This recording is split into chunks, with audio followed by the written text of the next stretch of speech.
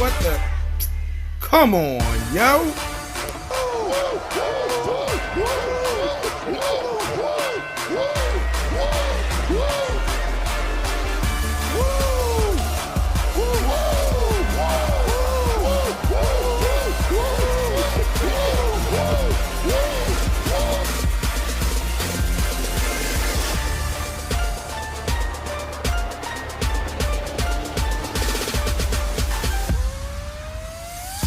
What's up, You know who it is. Diesel D, tell they don't want none. This Y'all Heard What I Say Wrestling Podcast. We here. Happy holidays, everybody. Happy Turkey Day. Happy Thanksgiving. Happy Get Fat Thursdays. However y'all celebrated. We here for y'all during this holiday. We're going to start off with this AEW just past Wednesday, November 25th. We started it off with Hangman Adam Page against John Silver of the Dark Order. This was a pretty good match. But at the end, Hangman got away with the buckshot lariat, and it was all over. How y'all feel about this match? Ooh, I did not know this match was going to be that good. Yes, sir. Top over here was like, what if this not the main event? What's the main event then? Silver is really impressing me. Hangman is one of my favorite wrestlers in there after Cody and probably Brian Cage. Too AEW, but Hangman is right in there. This was a awesome match with great spots. Silver is hella quick. Yes, looking like quick Silver out there. Like with them kicks, he got kicking Hangman in the face with them kicks, and German suplex he got dropped right on his head. But Silver hung in there for a while, but of course Adam Page got the win, and then the Dark Order came out and tried to recruit him once again. Yeah. It's really interesting to see where this goes at. You know, Brody Lee's been out for a while. He had the injury. It's interesting to see where this goes at. John Silver has been stepping up as more of a more in the spotlight for the Dark Order. He's been the main person in the Dark Order as of recently. Yeah, he wasn't the only person in the Dark Order fighting tonight, though. But we're going to get to that later. We also had a squash match with the newly acquired member of Team FTW, Powerhouse Hobbs. He went up against Lee Johnson of the Nightmare Collective, the Nightmare Family, whatever that shit called. Yeah, this was a pretty quick match as you thought. After the match, Taz cut a promo saying he wanted the FTW Championship to get fucking respect. They turned this mic off not once, but twice, to the point where Cody had to come to the back.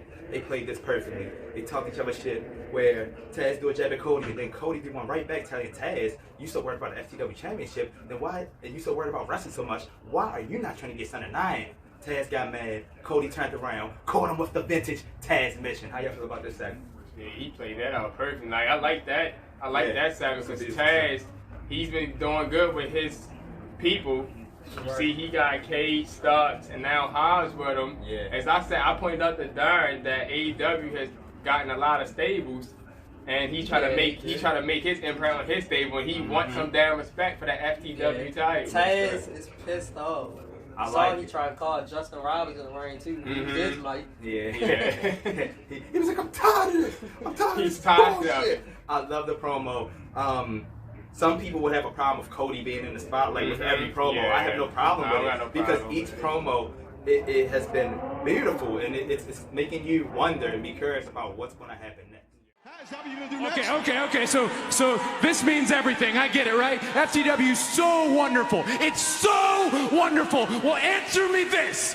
Your son Hook, he's training to be a pro wrestler, right? Why the hell is he not training with you, but he's training with me? Whoa.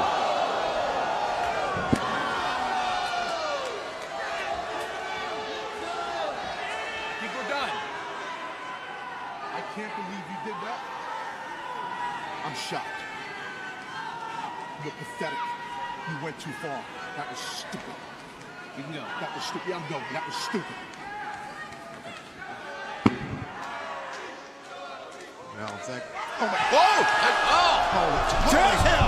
Taz missed it. He's gonna choke him out. He's sinking it in. He needs some help. Well, Cody's face turning bright red. And Gun Club is coming. Gun Club is coming to the aid of Cody. Taz just choked out Cody Rhodes right here on AEW Dynamite. Taz snapped. And that's Taz's son carrying the FTW title. That's his son, Hook, that he talked about and that Cody had been training. Freeway, we had the debut of Top Flight as newly signed AEW roster. They went up against TH2, the hybrid 2 of Jack Everton and Helico. This was a hell of a match. Yeah. But they were foreshadowing throughout the entire match how TH2 wants to take the AEW tag title, so I kind of figured they were going to win this match, which they did. How you guys feel about that? Pretty solid match. I know after the fact, they kept beating up Top Flight after the match, and the Young Bucks came out while they scattered the way through the crowd. And one of the Young Bucks' jacket actually hit one of the hybrids in the back. It's a nice throw. As they said, the Young Bucks came up there to help. Interesting to see where this goes from there, but we're going to keep it going because next we had the Demo God, Le Champion, Chris Jericho, and the Big Hurt Jake Hager, and a tag match against CU, Frankie Kazarian, and the Fallen Angel, Christopher Daniels. Christopher Daniels and Y2J started this out, two old legendary veterans getting it on. They still got a little bit in the tank. This is a pretty good match, but with all of the interferences from all of the fucking members of fucking the Inner Circle, including MJF with the diamond. Helped them secure the victory. Yeah, MJF. MJF hit him with the diamond ring, secured the victory. Hey, after the match, Kazarian was upset, knocked the shit out of MJF, and the whole Inner Circle just went after SCU until Scorpio Sky came to the rescue. How you feel about it? Sky. The only thing I don't like about this AEW, when the hell is people gonna get thrown from the ring or disqualified? I saw a couple times when they was outside the ring, Ruby damn sure saw that I think it was Santana was messing with when he was about to pick up Christopher Daniels, it was 2 hours when he hopped back in the ring and she was looking. And I was like, you're not going to eject none of them? No. Like, what is going on? Exactly. Other than that, we had the contract signing. Winter is coming. Mox, Omega. In the back, Mox, he questioned Eddie Kingston and asked him, did you tap me? You know, these guys are former best friends. Mox had a feeling that it wasn't him. But Kenny Omega's way to the ring. He's in the back. He's getting ready to come out the tunnel. Mox comes up from behind him, attacks him, takes his ass all the way out to the ring, ends it off for the paradigm shift, and tells him, next time you hire somebody to take me out, you better make sure they take me out, because I'm still standing. I don't know where this is going at, guys. How you feel about that? I think this is going at is it's over for Mox. You think it's over for Mox? I like Moxie had pointed out, he said that he's been undefeated this year, and he said this is Kenny Omega's one and only chance at beating him for the title. I do also agree with Darren as much as I want Mox to keep it because he's been hot in 2020. Basically no L's. I feel like Omega's going to win it. They are promoting the hell out of this. Plus, we don't know the extent of Renee's actual pregnancy. How far along is she? I feel like if they wait until February all the way to Revolution for Mox to lose the title, it might be too close or too late. They have to get ready to get Mox ready for paternity leave now. So this might be it. It's going to be interesting. We also had Anna Jay, number 99 of the Dark Order, going up against the AEW Women's Champion Hikaru Shida, and this was for the title. She had Tay Conti with her. The Dark Order was coming out randomly at ringside. They had kendo sticks and shit. This was a pretty good match. Anna Jay tried to get away with a fast one by getting Tay Conti to bring her chin to the ring, so the other members of the Dark Order could pass their kendo stick. That still didn't work. At the end, she got a shining wizard. Hikaru Shida is still your champion. How you feel? I feel good. Sheeta is the best. I honestly don't know who could take the title right now from her. The only person I saw was Nyla Rose, but right now Sheeta's been the top wrestler in AEW. So yeah, but the main event, the newly formed Death Triangle. We had Rey Fenix. We had the Bastard Pac. They went up against the Butcher and the Blade with the Bunny, part of Eddie Kingston's family. This was a pretty good match. Pac is back in his bag, man. I missed him, and I love it. I was waiting for this Death Triangle for a long time. It's time for the Lucha Brothers to get some work in. About all the cheating, Butcher and the Blade got the victory. How y'all feel about it? Once again, Pentagon team lost. It's tragic. How many times is Pentagon gonna lose? But I was happy that Butcher and the Blade finally got a win. Yeah, that was surprising. Wait, didn't they've been featured a lot, and they always losing that match. But Eddie Kingston was involved, but then at the end, you seen Lance Archer come out. And Lance Archer started hitting Eddie Kingston. Yeah. Since he got it, I want to know where that's going. Like, why is Lance Archer coming out helping them out? That's very interesting. We probably get our answer next week. Remember, winter is coming. That was AEW. Going into the NXT also on Wednesday. We opened the show up. First of all, let's say these women in NXT And WWE has some of the best Yes, women they wrestlers do. in the world. We started this off with Ember Moon and Candice LeRae. This was a pretty good match, but with the interference of fucking Indy Hartwell, Raquel Gonzalez, and Dakota Kai already seeming like we formed Candice LeRae's team for War Games. They all interfered in this match. Candice hit the wicked stepsister. She got the win. But after the match, Toni Storm came out, ready to help her buddy, Ember Moon. And as they're about to go in the ring, Ember jumps in the ring first. Toni pulls her out and whips her ass on the outside of the ring. And then throws her in to finish getting her ass kicked by the rest of the team. How y'all feel about this, man? Can't believe this. Toni said when she come, it's gonna be a new Toni.